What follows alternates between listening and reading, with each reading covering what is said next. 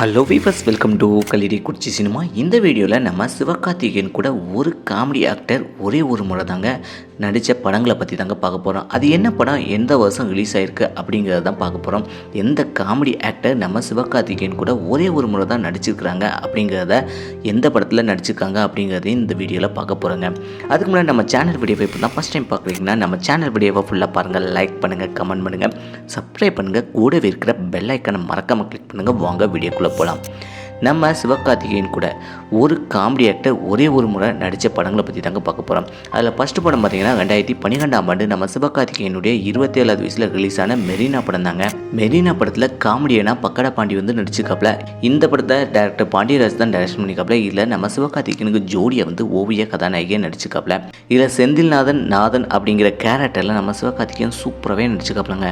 இதில் நம்ம சிவகார்த்திகேயன் காமெடியை செம சூப்பர். இதில் பக்கடா பாண்டியை சேர்ந்து நடிச்சிருக்காப்புல. காமெடி செம சூப்பராகவே வந்திருக்குங்க. இந்த படம் எப்படி இருக்குது, இந்த படத்தை எத்தனை படம் பார்த்தீங்க அப்படிங்கிறத மறக்காம கமெண்ட் செக்ஷனில் கமெண்ட் பண்ணுங்கள்.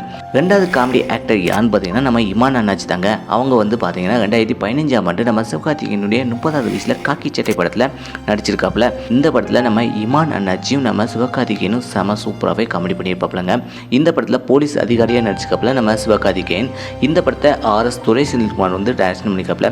இதில் நம்ம சிவகார்த்திகேயனுக்கு ஜோடியை வந்து ஸ்ரீதிவியை வந்து கதாநாயகியாக நடிச்சிருக்காப்புலங்க. இந்த படத்தில் நம்ம சிவகார்த்திகேயன் இமான் அண்ணாச்சி காமெடி எப்படி இருக்குது அப்படிங்கிறத மறக்காம கமெண்ட் செக்ஷனில் கமெண்ட் பண்ணுங்கள். அதுக்கடுத்த நம்ம ரோபோ சங்கரை பற்றி பார்த்தலாம். ரோபோ சங்கர் நம்ம சிவகார்த்திகேயன் கூட ஒரே ஒரு முறை தாங்க நடிச்சிருக்காப்புல.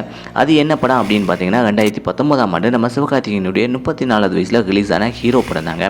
ஹீரோ படத்தில் நம்ம சிவகார்த்திகேயன் கூட ரோபோ சங்கர் நடிச்சிருக்காப்புல. இந்த படத்தில் காமெடி ஆக்டராக நம்ம ரோபோ சங்கர் நடிச்சிருக்காப்புல. இந்த படத்தை PS மித்ரன் வந்து டைரக்ஷன் பண்ணியிருக்காப்புலங்க.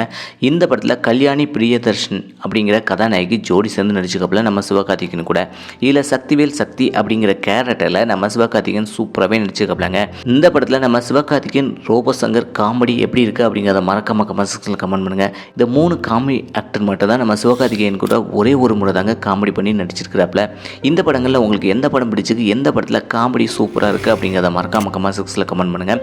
இதே போல் சினிமா தகவலை தெரிஞ்சுக்கிட்ட கலிடி குறிச்சி சினிமா சப்ஸ்கிரைப் பண்ணுங்கள். கூடவே இருக்கிற பெல் ஐக்கனை மறக்காம கிளிக் பண்ணுங்கள். தேங்க்ஸ் ஃபார் வாட்சிங்.